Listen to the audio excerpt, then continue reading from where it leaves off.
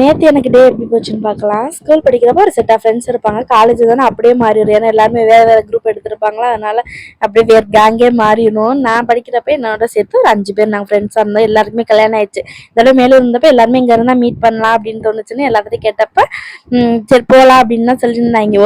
ஒரு பிள்ளை மட்டும் வர முடியாது அப்படின்னோடனே சரி நம்ம 4 பேர் இருக்கமே போகலாம் அப்படின்னு பிளான்லாம் பண்ணி வச்சுருந்தோம். பார்த்தா லாஸ்ட்டில் பார்த்தா இன்னும் 2 பிள்ளைங்களும் வர முடியாது அப்படின்னு கலந்துக்கிட்டாங்க.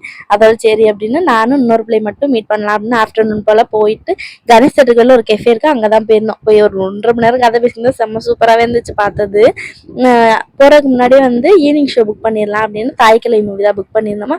நானும் அம்மா அப்புறம் வீட்டு பக்கத்தில் இருக்கவங்க எல்லாருமே போயிருந்தோம். இங்கே வந்தாலே வந்து பக்கத்தில் இருக்கவங்களோட ஊர்லாம் சுற்றுறது, அங்கெல்லாம் போயிட்டு தான் சான்ஸே கிடைக்காது அப்படின்னு நல்லா பண்ணிட்டு ஆல்ரெடி டிவியில் பார்த்தாச்சு. இருந்தாலுமே தேட்டரில் பார்த்தோம்னா கொஞ்சம் நல்லாயிருக்கும் அப்படின்ட்டு போயிருந்தோம். நல்லாவே இருந்துச்சு.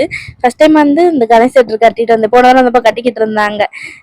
மாலில் எப்படி இருக்கும் அது மாதிரியே சூப்பராக இருந்துச்சு. அந்த ஸ்நாக்ஸ்லாம் ரேட் பயங்கரமாக ஏற்றிட்டாங்க. ஒரு வேளை படம்லாம் முடிஞ்சிட்டு 9:30 போல் அப்படியே வீட்டுக்கு வந்துச்சு. Okay bye. மறக்காம சேனல் சப்ஸ்கிரைப் பண்ணிக்கோங்க.